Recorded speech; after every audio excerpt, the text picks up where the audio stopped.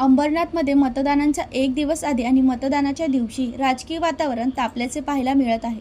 अंबरनाथ नगर परिषदेतील प्रभाग क्रमांक 28 मध्ये तब्बल 208 संशयित बोगस मतदान असल्याचा गंभीर आरोप भाजपाकडून करण्यात आला आहे.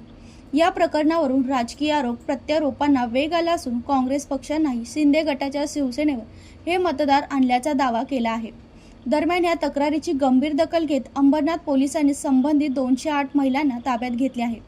या महिलांना महात्मा गांधी शाळेतील खोली क्रमांक 6 मध्ये मतदान करायचे असल्याचे सांगण्यात आले होते. मात्र प्रत्यक्ष तपासणीत या शाळेत केवळ खोली क्रमांक 1 ते 5 असल्याचे उघड झाले आहे.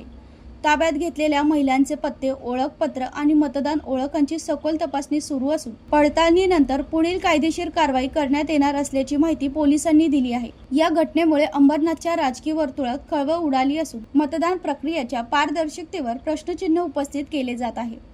कुणाल वाघ, जनशक्ती, अंबरनाथ.